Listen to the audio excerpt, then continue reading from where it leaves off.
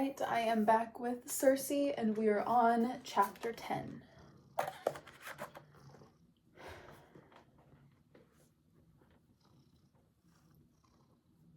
For 3 days I stood at the prow. We did not stay over on an island again. The oarsmen worked in shifts, sleeping on the deck. Daedalus repaired the rail, then took his turn among them. He was unfailingly polite, offering food and wine, a bedroll, but he did not linger. What did I expect? I had loosed my wrath on him as if I were my father. One more thing that I had ruined. We reached the island of Crete just before noon on the 7th day. The sun threw off great sheets of light from the water, turning the sail incandescent. Around us, ships crowded the bay. Mycenaean barges, Phoenician traders, Egyptian galleys, Hittites and Ethiopians and Hesperians. All the merchants who passed through these waters wanted the rich city of Knossos as their customer, and Minos knew it. He welcomed them with wide, safe moorings and agents to collect for the privilege of using them. The inns and brothels belonged to Minos also, and the gold and jewels flowed like a great river to his hands. The captain aimed us squarely at the first mooring, kept open for royal ships. The noise and motion of the docks clattered around me. Men running, shouting, heaving boxes onto decks. Polydamas spoke a word to the harbor master, then turned to us. "You are to come at once, you and the craftsmen both." Daedalus gestured that I should go first. We followed Polydamas up the docks. Before us, the huge limestone stairs wavered in the heat. Men streamed past us, servants and nobles alike, their shoulders sun-darkened and bare. Above, the palace of mighty Knossos glowed on its hill like a hive. We climbed. I heard Daedalus's breaths behind me and Polydamas's in front. The steps were worn smooth from years of endless hurrying feet. At last, we reached the top and crossed the threshold into the palace. The blinding light vanished. Cool darkness flowed over my skin. Daedalus and Polydamas hesitated, blinking. My eyes were not mortal and needed no time to adjust.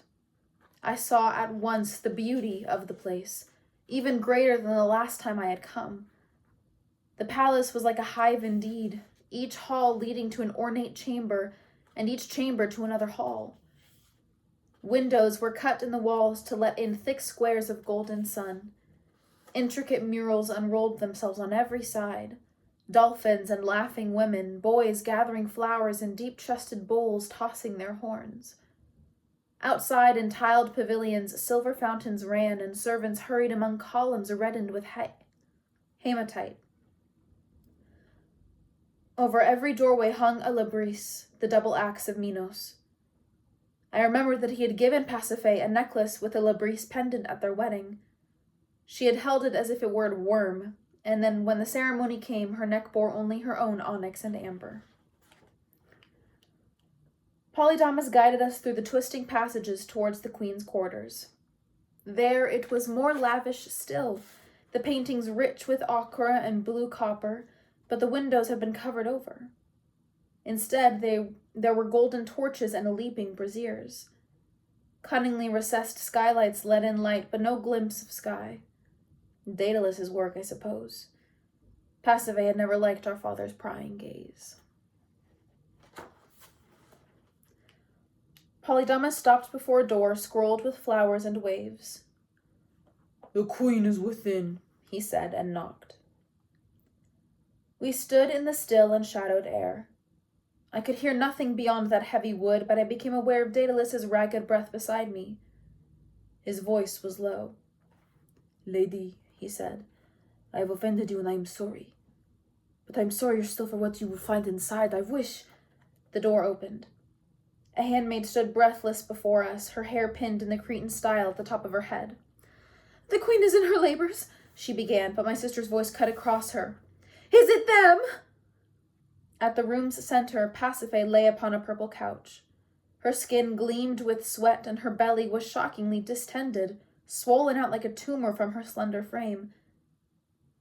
I'd forgotten how vivid she was, how beautiful. Even in her pain, she commanded the room, drawing all the light to herself, leeching the world around her, pale as mushrooms. She'd always been the most like our father. I stepped through the door. 12 dead, I said. 12 men for a joke and your vanity. She smirked, rising up to meet me. It seemed only fair to let Scylla have her chance at you, don't you think? Let me guess. You tried to change her back. She laughed at what she saw in my face. I knew you would. You made a monster and all you can think of how sorry you are. Alas, poor mortals, I have put them in danger. She was as Quicksilver cruel as ever. It was a relief of sorts. It was you who put them in danger, I said. But you are the one who failed to save them. Tell me, did you weep as you watched them die? I forced my voice to stay even. You are in error, I said. I saw no men die. The 12 were lost on the way out. She did not even pause. No matter. More will die on every ship that passes. She tapped a finger to her chin. How many do you think it will be in a year? 100? 1,000? She was showing her mink teeth, trying to get me to melt like all those naiads in Oceanus's halls. But there was no wound she could give me that I had not already given myself. This is not the way to get my help, Pasiphae. Your help, please. I'm the one who got you off that sandspit of an island. I hear you sleep with lions and boars for company. But that's an improvement for you, isn't it? After Glaucus the squid. If you don't need me, I said, I'll happily go back to my sandspit. Oh, come, sister, don't be so sour. It's only a jest. And look how grown you are slipping past Scylla. I knew I was right to call you instead of that braggart Aeetes. You can stop making that face. I've already set aside gold for the families of the men who were lost. Gold does not give back a life. I can tell you're not a queen. Believe me, most of the families would rather have the gold. Now, were there any other... But she did not finish. She grunted and dug her nails into the arm of a handmaiden kneeling at her feet. I had not noticed the girl before, but I saw now that the skin of her arm was purple and smeared with blood. Out, I said to her. Out all! This is no place for you. I felt a spurt of satisfaction with how fast the attendants fled. I faced my sister. Well?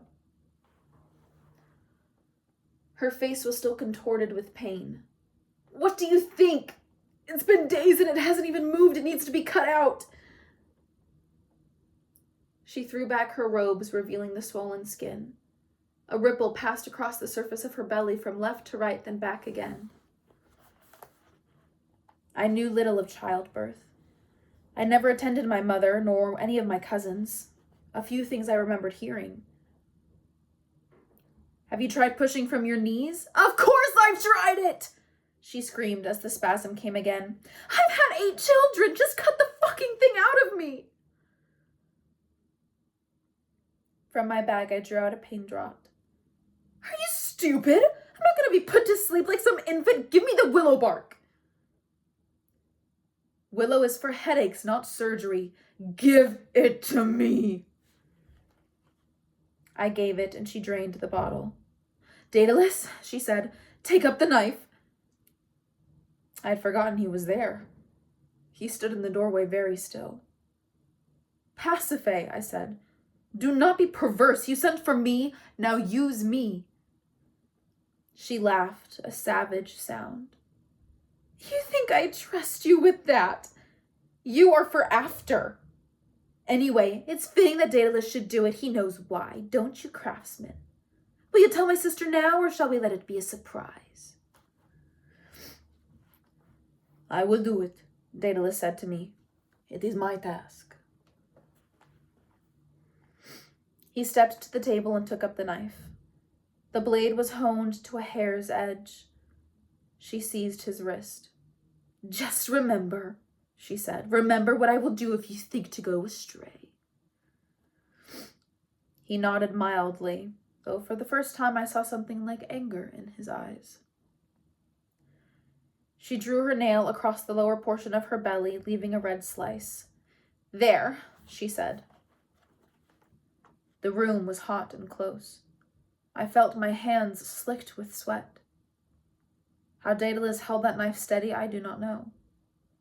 The tip bit into my sister's skin, and blood welled, red and gold mixed. His arms were taut with effort, his jaw set. It took a long time, for my sister's immortal flesh fought back, but Daedalus cut on with utmost concentration, and at last the glistening muscles parted and the flesh beneath gave way. The path lay bare to my sister's womb. "Now you," she said, looking at me. Her voice was hoarse and torn. "Get it out." The couch beneath her was sopping. The room was filled with the overripe stink of her ambrosial blood. Her belly had stopped rippling when Daedalus began to cut. It was tensed now, as if it were waiting, I thought. I looked at my sister. "What is in there?" Her golden hair was matted. "What do you think? A baby!" I put my hands to that gap in her flesh. The blood pulsed hot against me. Slowly, I pressed through the muscles and the wet. My sister made a strangled croak.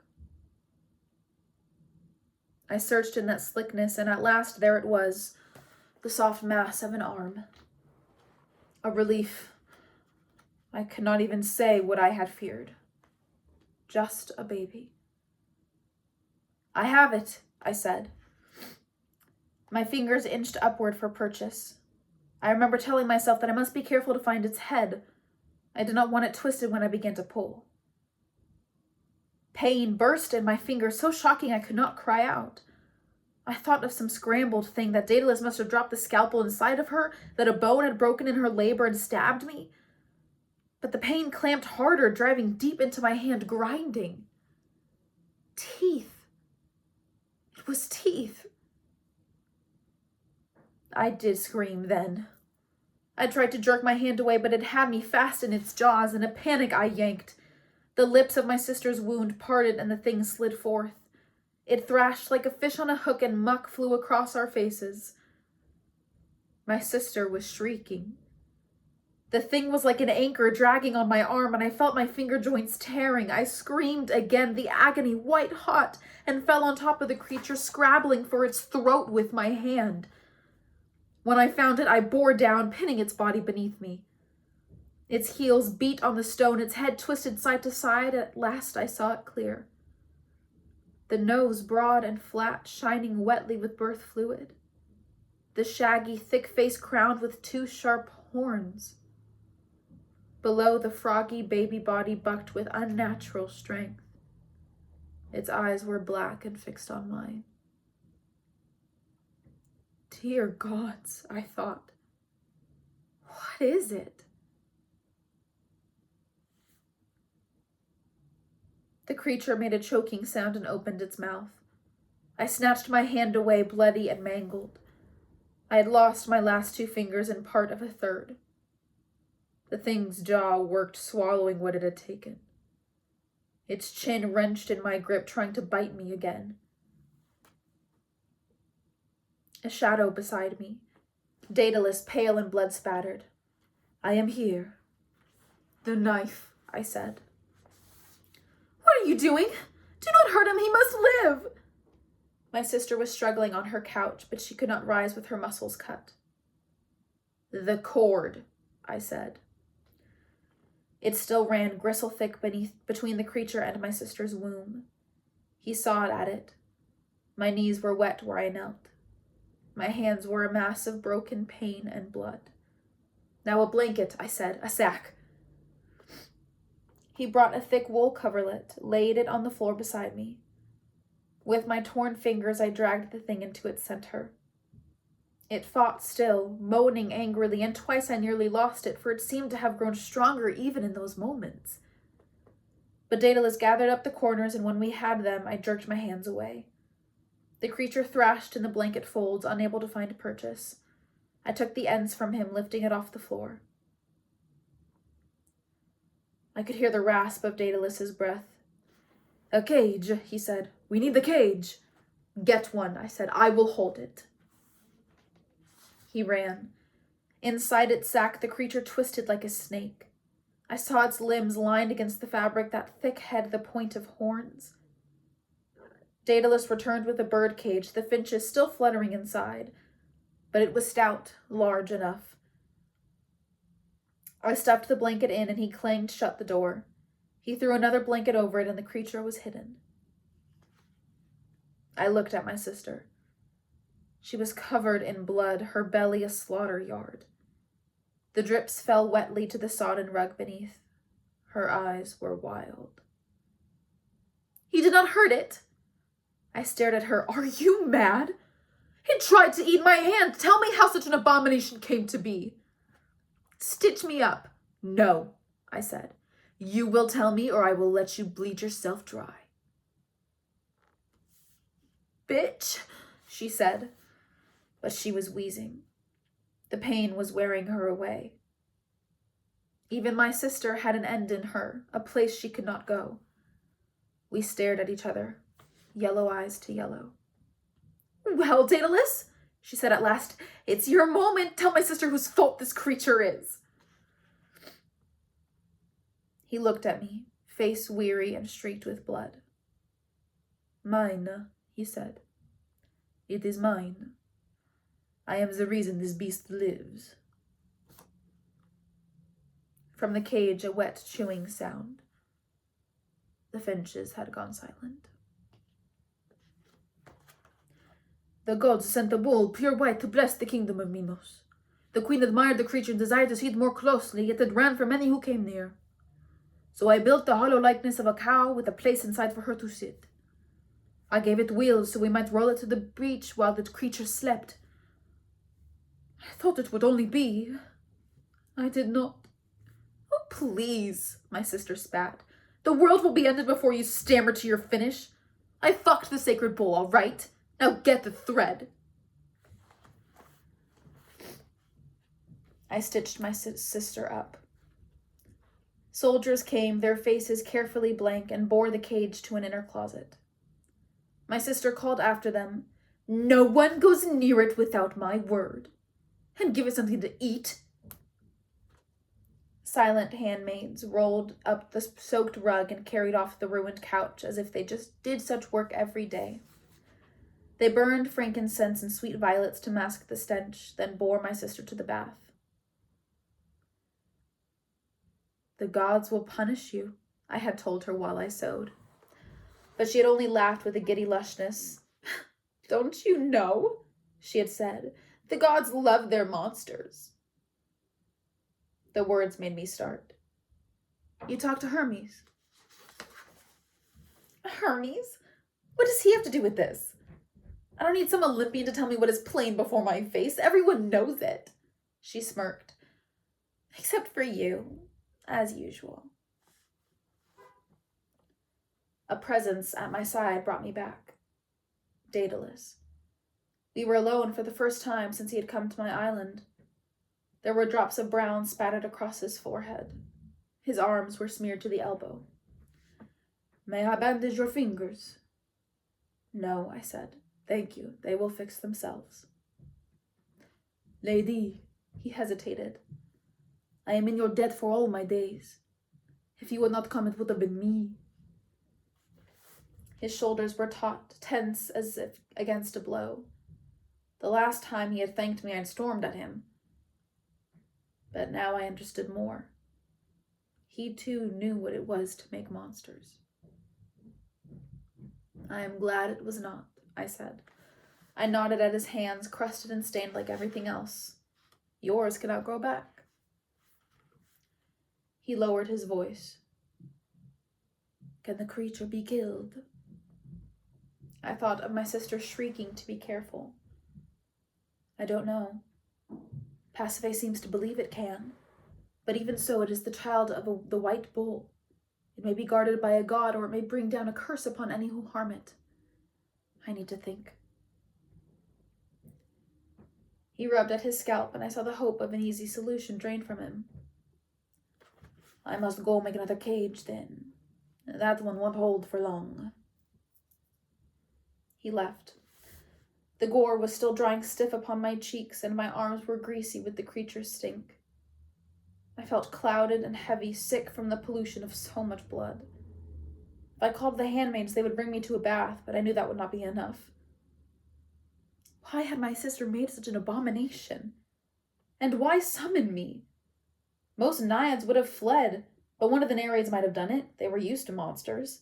Or Perseus. Why had she not called for him? My mind had no answers. It was limp and dulled, useless as my missing fingers. One thought came clear. I must do something. I could not stand while a horror was loosed upon the world. I had the thought that I should find my sister's workroom. Perhaps there would be something in her to help me, some antidote, some great drug of reversal.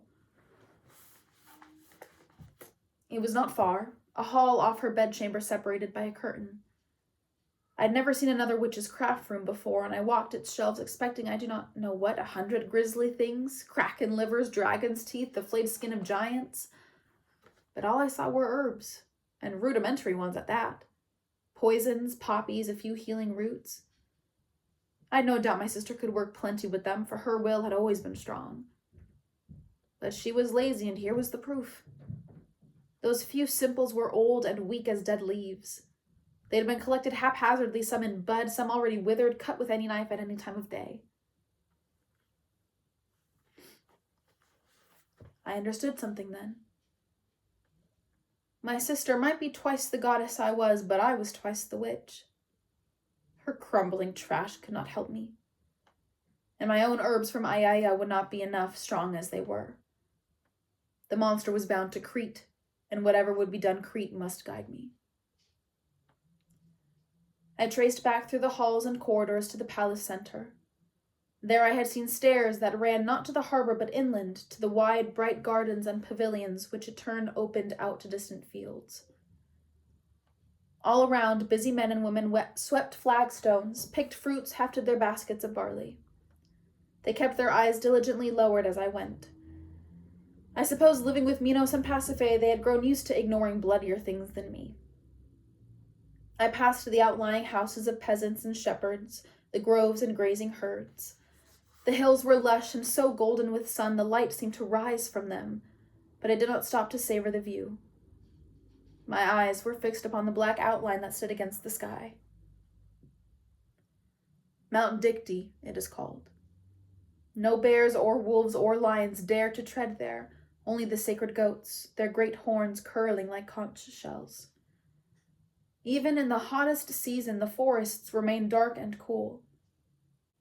At night, the huntress Artemis is said to roam its hills with her shining bow, and in one of its shadowed caves, Zeus himself was born and hid from his devouring father. There are herbs there that grow nowhere else.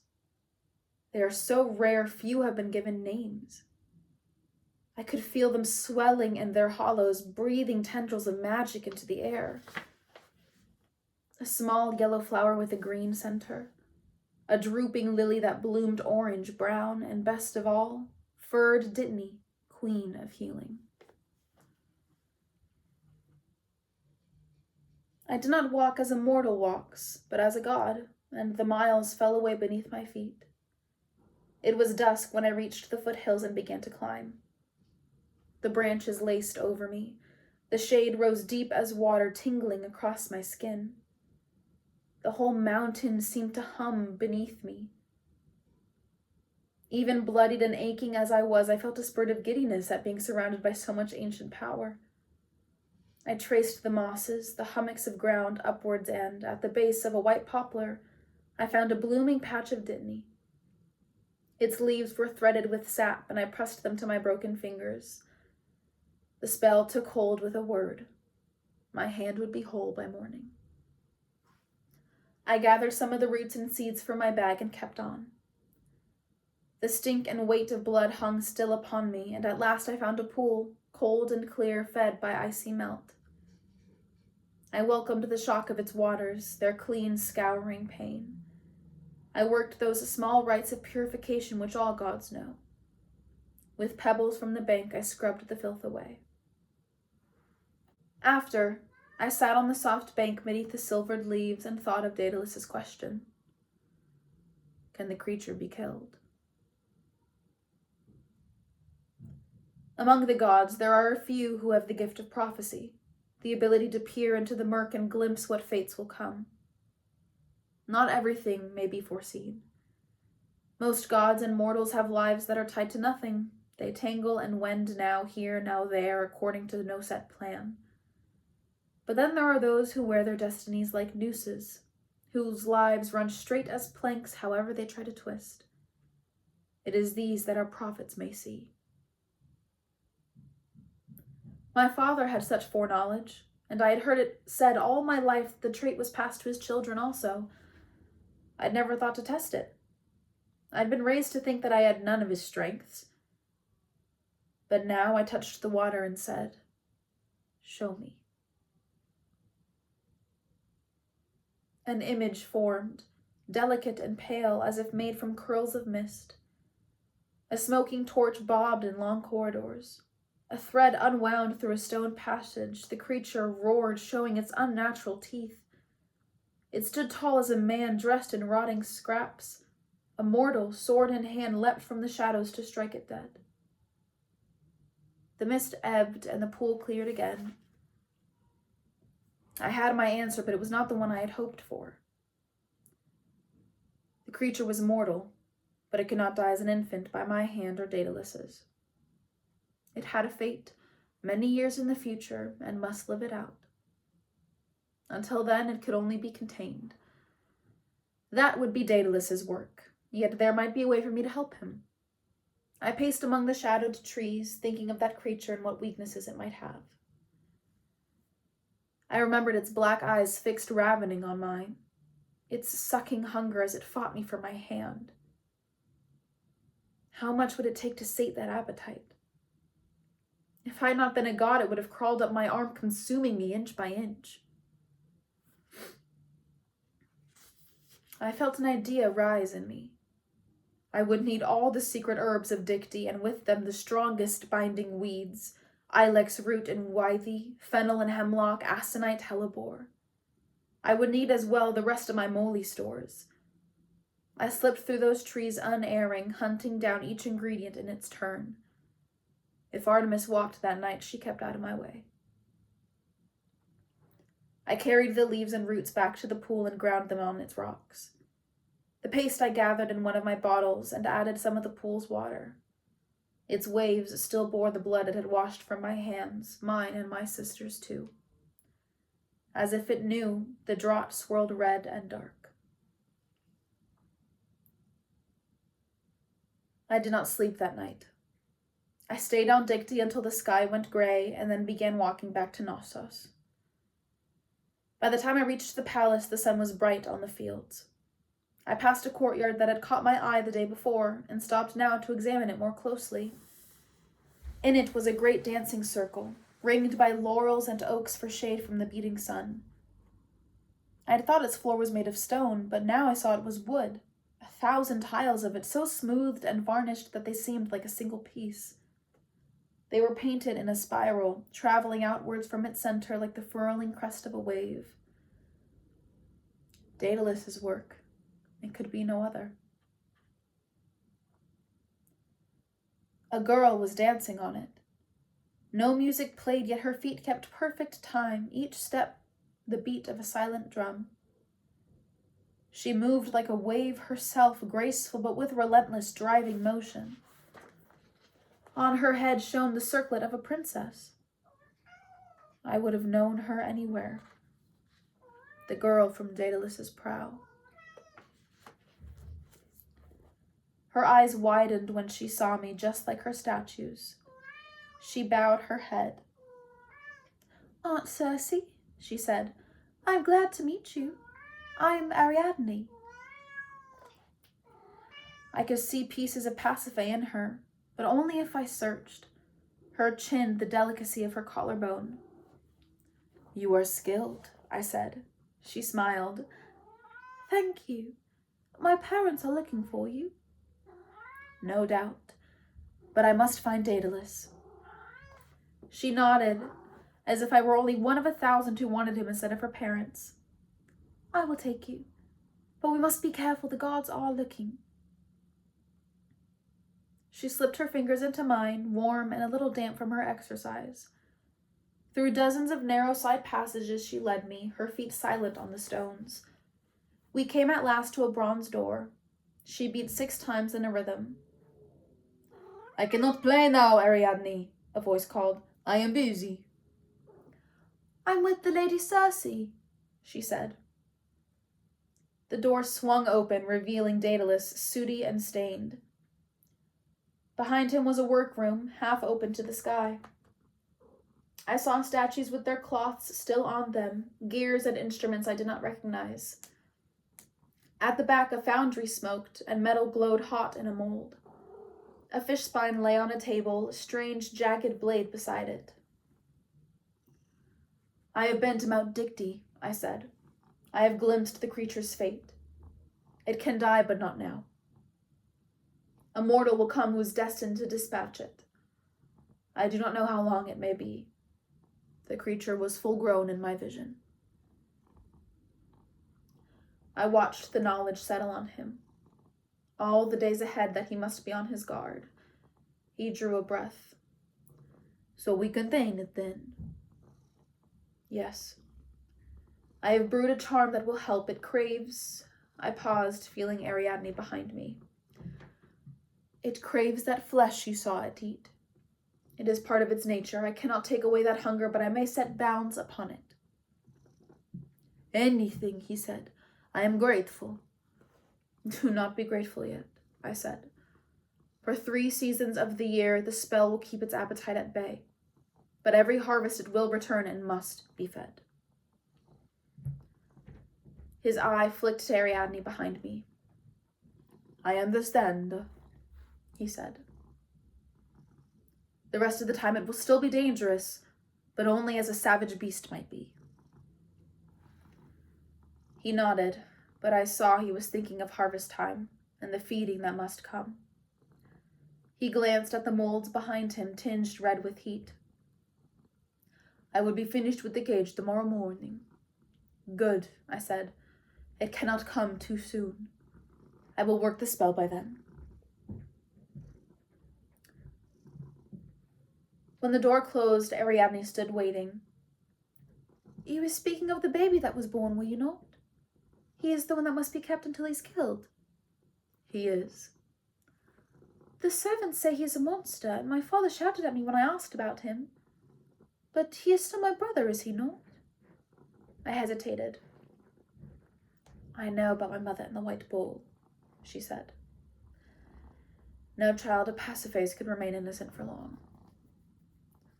I suppose you may say he is your half-brother, I said. Now come, take me to the king and queen.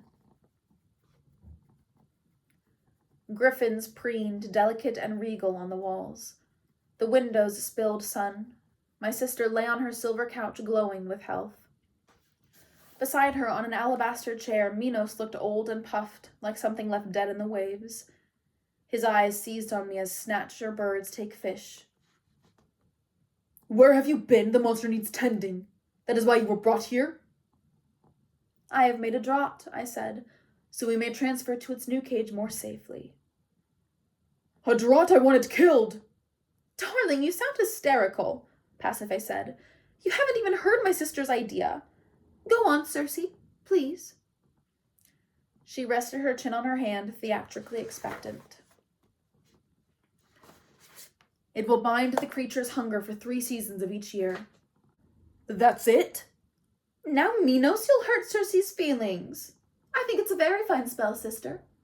My son's appetite is a bit unwieldy, isn't it? He has gone through most of our prisoners already. I want the creature dead, and that's final. It cannot be killed, I told Minos. Not now. It has a destiny far in the future. A destiny? My sister clapped delightedly. Oh, tell us what it is. Does it escape and eat someone we know? Minos paled, though he tried to hide it. Be sure, he said to me. You and the craftsman, be sure it is secure. Yes, my sister crooned. Be sure. I hate to think what would happen if it got out. My husband may be a son of Zeus, but his flesh is thoroughly mortal. The truth is, she lowered her voice to a whisper, I think he may be afraid of the creature. 100 times I had seen some fool caught between my sister's claws. Minos took it worse than most. He stabbed a finger through the air at me. You hear? She threatens me openly. This is your fault, and you and your whole lying family. Your father gave her to me as if she were a treasure, but if you knew the things she has done to me... Oh, tell her some of them. I think Circe would appreciate the witchcraft. What about the 100 girls who died while you heaved over them? I could feel Ariadne very still beside me. I wished she were not here. The hate in Minos' eyes was a living thing. Foul harpy. It was your spell that caused their deaths. All you breed is evil. I should have ripped that beast from your cursed womb before it could be born. But you did not dare, did you? You know how your dear father Zeus dotes on such creatures. How else can all his bastard heroes win their reputations? She cocked her head. In fact, shouldn't you be slavering to take up a sword yourself? Oh, but I forgot. You have no taste for killing unless it is serving girls. Sister, truly, you should learn this spell. You need only. Minos had risen from his seat. I forbid you to speak further. My sister laughed, her most silver fountain sound. It was calculated like everything she did. Minos raged on, but I was watching her. I had dismissed her coupling with the bull as some perverse whim, but she was not ruled by appetites. She ruled with them instead. When was the last time that I had seen true emotion on her face? I recalled now that the moment on her childbed when she had cried out, her face twisted with urgency that the monster must live. Why? Not love, there was none of that in her.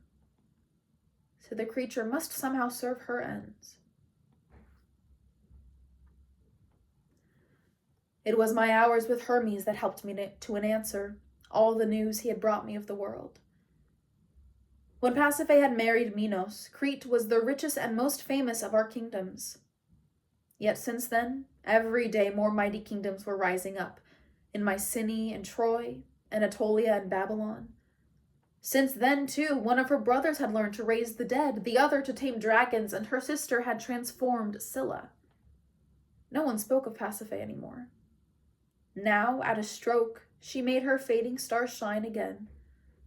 All the world would tell the story of the Queen of Crete, maker and mother of the great flesh-eating bull. And the gods would do nothing. Think of all the prayers they would get.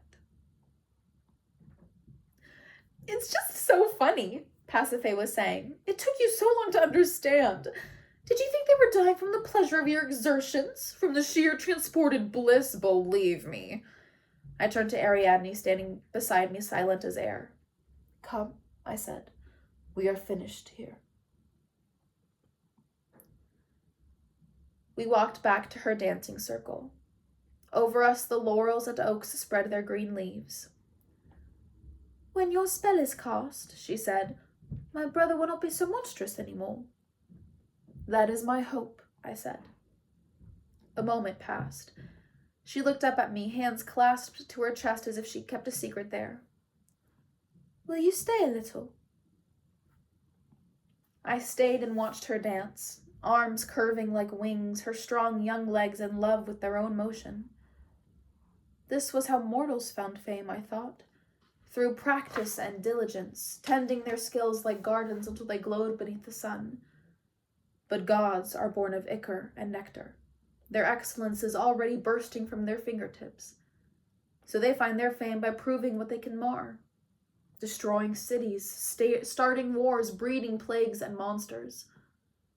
All that smoke and savor rising so delicately from our altars. It leaves only ash behind.